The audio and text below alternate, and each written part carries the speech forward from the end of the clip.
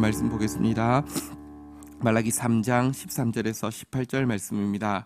13절 읽고 시작하도록 하겠습니다. 13절 여호와가 이르노라 너희가 완악한 말로 나를 대적하고도 이르기를 우리가 무슨 말로 주를 대적하였나이까 하는도다. 하나님께서는 이제 다시 한번 이 이스라엘의 백성들의 죄 중에서 말로 하나님을 대적하는 이 죄의 말의 죄에 대해서 언급하고 있습니다.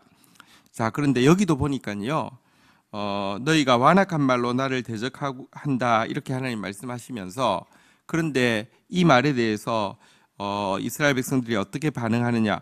우리가 무슨 말로 주를 대적하였나이까?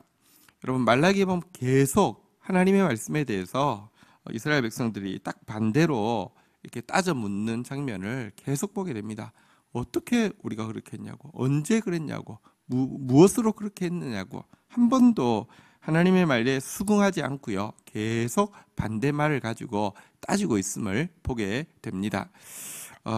이게 여러분, 우리가 하나님 앞에서 항상 이 말씀 앞에서는 항상 작은 자가 되어야 되고요, 말씀 앞에서는 항상 부드러운 진흙이 되어야 하는데요. 생각해 보십시오. 같은 진흙으로 만들어도 이 진흙이 이제 만들어서 질그릇이 됐잖아요, 그죠?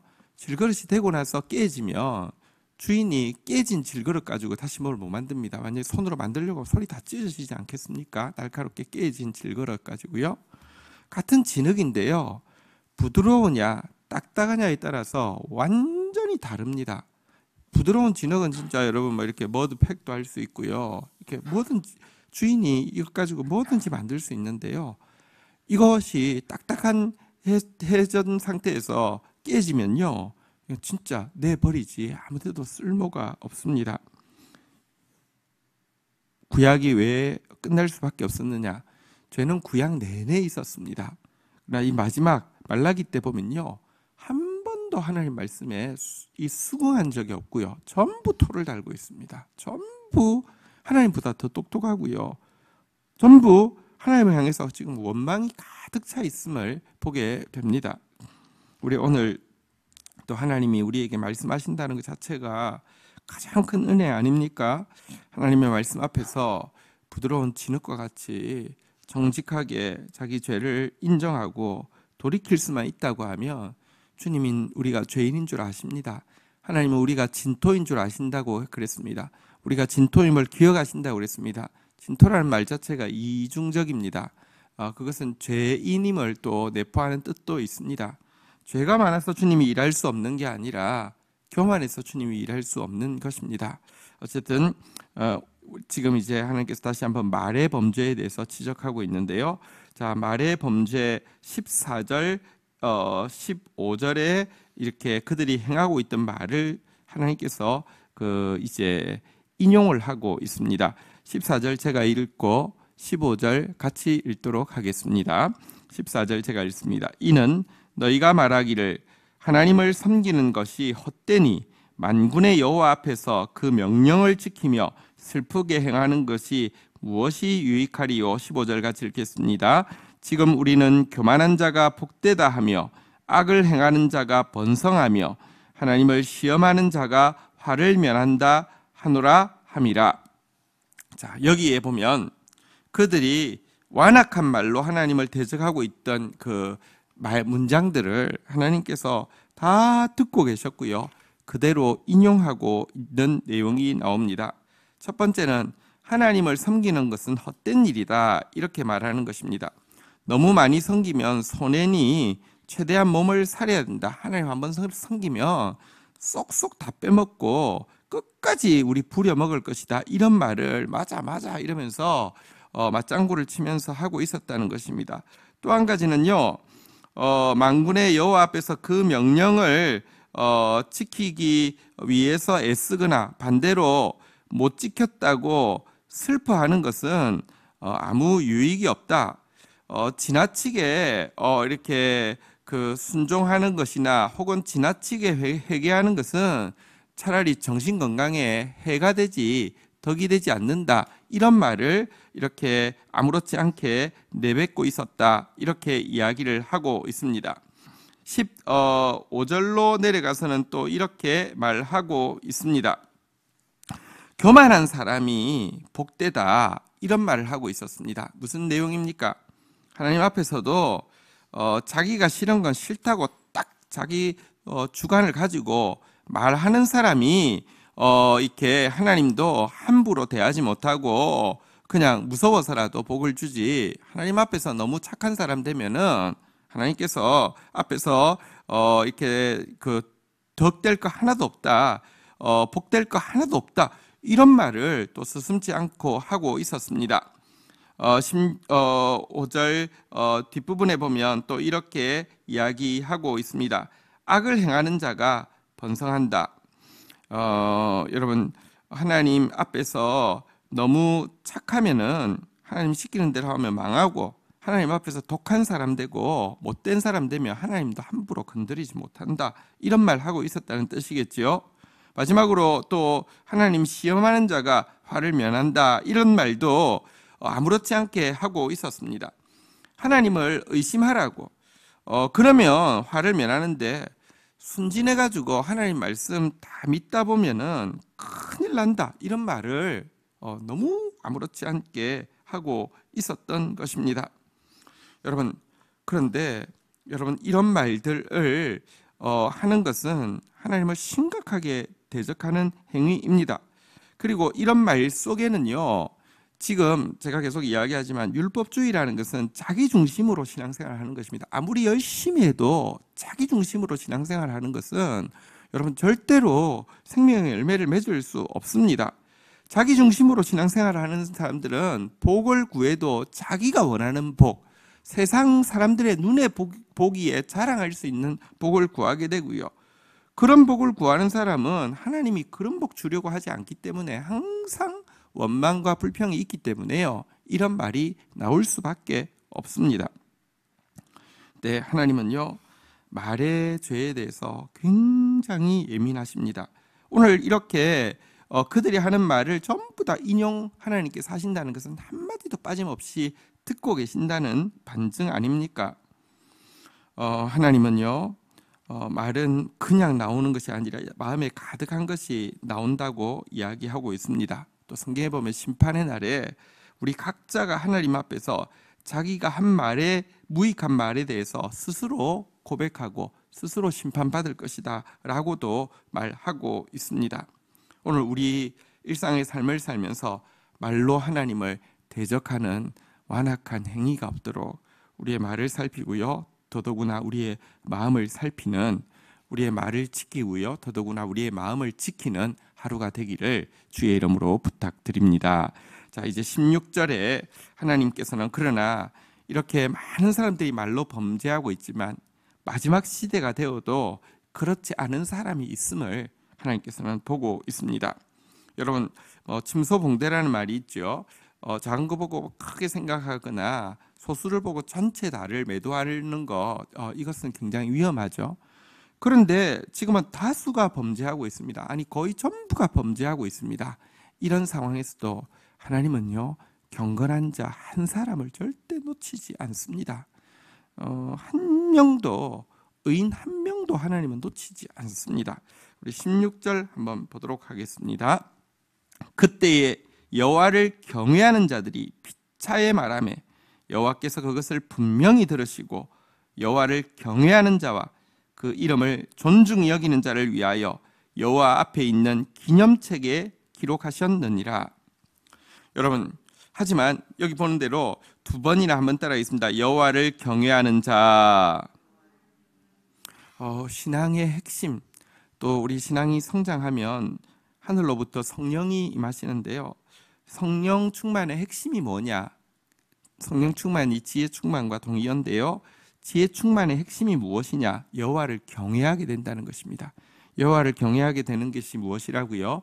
여호와를 떨면서도 기뻐하는 것이고, 여호와 앞에서요, 참으로 그 두렵고도 친밀함을 느끼는 상태를 이 여호와를 경외라고 하는데요.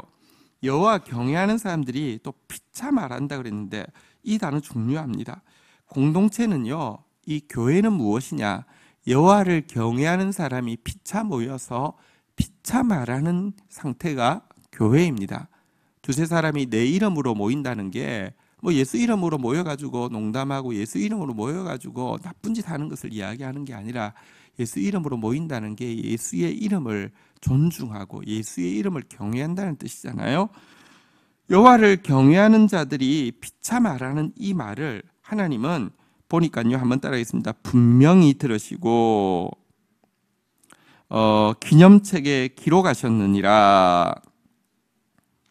여러분, 이 하나님 경외하는 자들이 서로 간에 하는 말을 주님은 분명히 들으셨다라고 이야기합니다.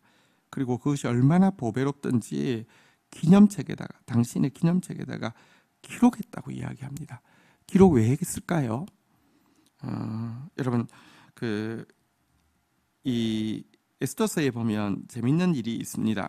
모르드게가 이제 말하자면 그러니까 왕실 경호 부대에 있는 일원으로 보입니다. 그런데 그가 이 왕 초창기에, 다시 말하면 아직까지 이 그 초창기에 모반이 있는 것을 알고는 위협을 무릅쓰고 이제 고발을 했고요. 고발한 결과 그 모반이 사실로 드러나서 그 사람들의 이제 이 처형을 당하게 되었습니다. 그리고 책에다 기록되었습니다. 근데 신기하게 기록이 되었음에도 불구하고 왕은 그 사실을 알지 못했고 잊어버렸고 아무런 보상도 받지 못했습니다. 그런데 책에 기록되었다는 게 굉장히 중요합니다. 이 하만이 모르드게를 이스라엘 민족 전체를 죽이기 위해서 부르, 그러니까 그 복수가 불임인데요, 제비를 뽑아가지고 날짜를 정했고 명기했지만 뭐 그럴 때 막 교만은 더 부풀어가지고요, 왕이 자기랑 식사를 하고 하니까 막 너무 부풀었는데 여전히 그날 밤에도 모르드게가 절하지 않는 것 보고 너무 열받아가지고 모르드게는 그날까지 못 기다리겠다고 하면서 장대를 엄청나게 높이 자기 집에 달아놓고는 아침같이 왕을 찾아갔죠. 모르드게만 죽이려고. 그 뭐 진짜 뭐 식은 죽 먹기니까요. 근데 그날 밤, 곧 장대를 높이 만들고 있는 그날 밤에 왕이 이상하게 잠이 안 와가지고, 너무 잠이 안 오니까, 여러분들 잠 안 오면 어떻게 하면 잠이 오든가, 책 같은 거 보면 참 잘 오거든요. 성경 같은 거 보면 굉장히 참 잘 오잖아요, 그죠? 요즘은 그렇지 않습니다. 성경 보면 참 정말 어떻게 한 구절 한 구절이 영혼에 이렇게 맑은 거울이고 이렇게 날카로운 칼이고 이렇게 단 꿀인지, 여러분들 말씀이 보이고 들리는 것 자체가 사실은 영혼에 얼마나 큰 축복인지 모릅니다. 근데 그때 책 가져오라고 해서, 공중일기 가져오라 해서 보다가 깜짝 놀란 일을 발견한 것이죠. 모반 사건이 있었지, 맞아. 근데 누가 고발했지? 모르드게라는 사람이 고발했네. 근데 내가 뭐 했지? 내가 뭐 한 기억이 전혀 없는데 모르드게 누구야? 근데 그 아침에 하만이 오자마자 이제 그에게 이야기하죠. 내가 높여줘야 되는 사람이 있는데 내가 높여줘야 될 사람 어떻게 하면 좋겠냐, 이렇게 이제 물어본 것이죠. 하만은 자기 외에 누굴 높이겠냐, 그래서 자기 마음에 가득한 걸 이야기하죠. 하만이 절대 좋은 사람 아닙니다. 뭐라고 이야기했습니까? 왕의 관을 씌우시고 왕의 옷을 입히시고 왕의 말을 태우셔서 왕이 제일 이렇게 그 왕의 신하 중에 제일 높은 사람이 고삐를 잡고 성을 한 바퀴 돌면서 왕이 높이고자 하는 사람 이렇게 하라, 이렇게 한다, 이렇게 이야기하라고 했습니다. 여러분, 그의 마음에 솔직히 어떤 마음이 있다는 것입니까? 왕 되고 싶은 마음이 있다는 거잖아요, 그죠? 그러니까 좋은 사람 아닌 것이죠. 그런데 그래, 그럼 네가 내 신하 중에 제일 높으니까 모르드게라는 사람을 찾아서 그렇게 하고 오라, 이렇게 되었잖아요, 그죠? 여러분, 세상망의 책에 기록됐다가 묻히는 경우도 있지만 어쨌든 기록됐다는 사실은 굉장히 중요한데요, 하나님의 기념책에 기록했다, 굉장히 중요합니다. 그들은 무슨 말 했겠습니까? 여기에는 기록되어 있지 않지만 딱 위에 나왔던 14절 15절에 이 완악한 자들이 하던 말과 반대되는 말 했겠죠. 서로 이렇게 이야기했을 것입니다. 수많은 어려움 속에서도 피차 이야기했을 것입니다. 우리 하나님 더 많이 섬기자. 우리 더 철저히 말씀 지키고 말씀 앞에서 회개하자. 우리 끝까지 겸손하자. 우리 끝까지 선하자.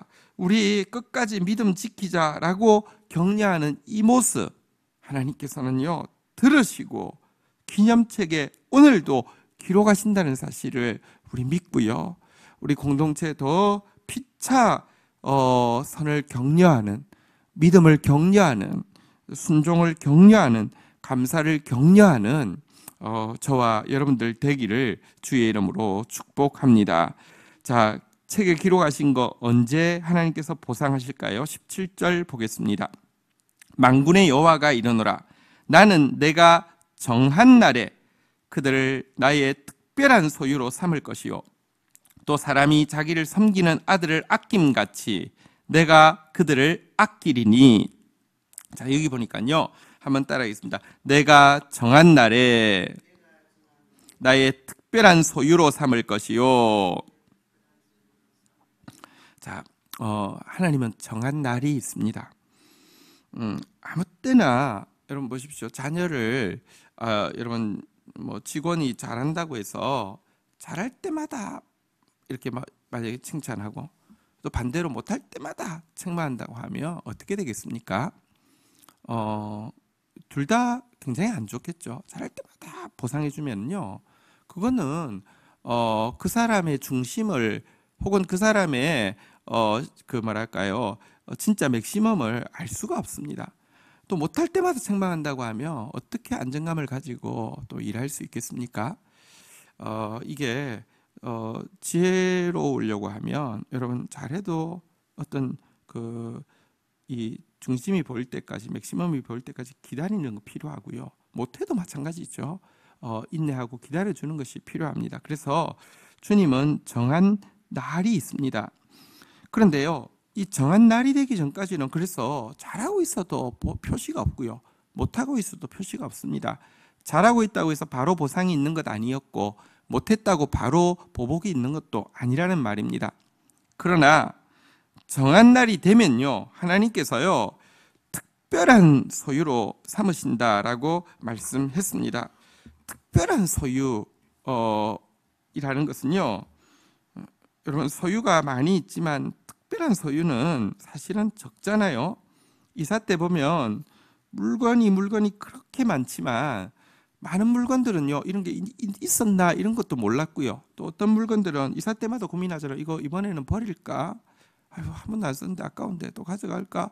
그 다음 이사 때 보면 여전히 한 번도 안 쓰고 또 가지고 있다가 또 고민하는 것도 있잖아요. 그죠? 있어도 되고 없어도 되는 물건들, 이사 때 버리는 물건들도 많지만 이거 한 개는 뭐 그런 말 많이 하잖아요. 집에 불 나면 딱 한 개만 가져 나올 수 있다. 뭐 가져 나올래? 뭐 이런 거 있잖아요. 그죠? 그런 것을 특별한 소유라고 말하잖아요. 하나님에게도요 많은 소유가 있지만 특별한 소유가 있습니다. 하나님은 피차 하나님을 경외하고 두려워하는 가운데 정말 피차 믿음을 격려하는 말하는 사람들을 하나님은 특별한 소유로 삼으신다고 이야기하고 있습니다.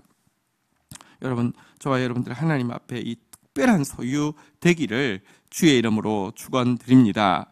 또 하나님은 한 가지로 더 비유하고 있습니다. 사람이 자기를 섬기는 아들을 아낌같이 내가 그들을 아낄 것이다 이랬습니다. 여러분, 자녀 중에도 부모를 잘 섬기는 아들이 있는가 하면 불효하는 아들도 있습니다. 어쩔 수 없습니다. 자, 그런데 부모가요 자기를 잘 섬기는 아들이라고 해서 편애하고 자기한테 불효한다고 해서 매번 사람 취급 안 한다고 하면 그 부모는 좋은 부모냐? 절대 그렇지 않고요. 또 자기한테 잘한다고 해서 매번 칭찬하고 편애하면 자녀도 망가집니다.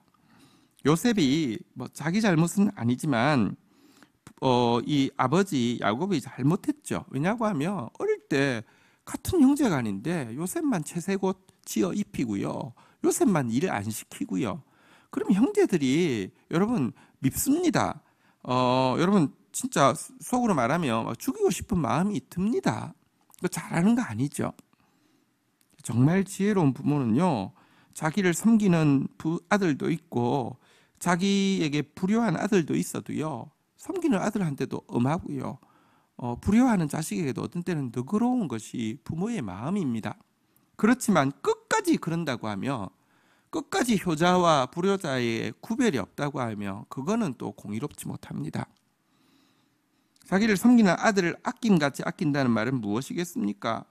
예를 들어 유산을 나누어 준다 할지, 아니면 중요한, 예를 들면 이제 부모가 왕이면은 왕위를 물려준다 할지 할 때에는 여러분 그때는 표시를 내겠죠. 하나님도 마찬가지입니다. 하나님 많은 자녀가 있지만 하나님 아끼는 자녀 있습니다. 하나님께서 쓰시는 자녀가 따로 있습니다. 근데 어떤 사람을 쓰느냐? 하나님이 경외하는 사람을 쓰고요, 또 피차 하나님 더 경외하자고 격려하는 사람을 쓰신다고 이야기하고 있습니다. 하나님 귀에 분명히 들리시고 하나님 책에 분명히 기록될 말을 오늘 하게 되는 하루가 되기를, 그런 마음 품는 하루가 되기를 주의 이름으로 축복합니다. 18절 읽겠습니다. 시작. 그때에 너희가 돌아와서 의인과 악인을 분별하고 하나님을 섬기는 자와 섬기지 아니하는 자를 분별하리라. 그날이 되면 어떻게 되느냐? 여기 두 번 나온 단어가 있습니다. 한번 따라하겠습니다. 분별하고 분별하리라. 확실히 구분할 수 있게 된다, 이런 뜻입니다. 그날이 되면 의인과 악인이 확실히 구별할 수 있게 된다는 것입니다. 그날이 되면 섬기는 자와 하나님을 섬기는 자와 하나님을 섬기지 않는 자를 모든 사람이 정확하게 구분할 수 있게 된다는 것입니다. 표신하게 하나님께서 이렇게 양과 염소를 가르듯이 가를 것이기 때문입니다. 여기 그때가 언제입니까? 내가 정한 날, 하나님이 정한 날이라는 것입니다. 여러분, 우리 인생에 하나님이 정한 날이 있고요, 또 궁극적으로는 예수 그리스도의 심판의 날, 하나님 가장 정확하게 가르칠 것입니다. 이 세상에서는 완전한 정의가 이루어질 것 생각하지 마십시오. 완전한 공의가 이루어질 것 생각하지 마십시오. 억울한 일도 있고요, 정말 그 속상한 일도 있고요, 남이 알아주지 않는 일도 있을 수 있습니다. 그러나 하나님은 정확하게 보시고요, 정확하게 의인과 악인을, 하나님 섬기는 자와 섬기지 않는 자를 분별하십니다. 이것이 우리가 하나님을 기뻐하는 이유고요, 이것이 하나님이 선한 까닭입니다. 성경은 우리에게 분명히 말씀하고 있습니다. 그러므로 사랑하는 형제들아, 견실하며 흔들리지 말고 항상 주의 일에 더욱 힘쓰는 자들이 되라. 이는 너희의 수고가 주 안에서 헛되지 않은 줄을 알미라. 오늘도 하나님의 눈에 보이는 행동, 하나님의 귀에 들리는 말, 하나님의 책에 기록되는 마음 가지고 하나님 섬기고 하나님 앞에서 의를 행하는 또 믿음으로 우리 서로 격려하고 하나님 경외하는 하루가 되시기를 주의 이름으로 축원드립니다. 주신 말씀 붙잡고 우리 주님 앞에 나아가 기도 심는 시간 가지겠습니다. 함께 기도하시겠습니다. 하나님 아버지, 감사합니다. 오늘도 저희들에게 말씀의 거울 앞에 서게 해주시고 말씀의 검으로 도전하시고 말씀의 양식으로 위로하여 주심을 감사합니다. 하나님, 오늘도 우리의 말을 돌아봅니다. 또 우리의 말을 분명히 들으시고 주의 책에 기록하시는 하나님 앞에 섭니다. 하나님, 오늘 우리의 말이 주님 더 섬기자고, 주님 말씀 더 순종하자고, 주 말씀 앞에서 더 회개하자고, 말씀 앞에서 겸손하자고, 끝까지 선을 행하자고, 끝까지 믿음 지키자고 서로 격려하는 공동체 되어질 수 있도록 주여 역사하여 주시기를 간절히 간구하고 소원합니다. 주의 정한 날이 올 때까지 지치지 않는 자 되어지게 하여 주시고 하나님 앞에 특별한 소유, 아끼는 자녀와 같은 존재 되어질 수 있도록 주여 은혜 더하여 주옵소서. 의인과 악인을 반드시 구별하실 것이고 섬기는 자와 섬기지 않는 자를 반드시 차이 나게 하실 주님 앞에서 하나님 섬길 수 있는 기회에 놓치지 않는 지혜로운 자 되어지게 하여 주옵시며 주의 일에 항상 더욱 힘쓰는 자들 되어질 수 있도록 저희를 붙들어 주옵소서. 감사합니다. 예수 그리스도의 이름으로 기도 올립니다. 아멘. 오늘 저녁 8시 반에 수요 셀장 모임 있겠습니다.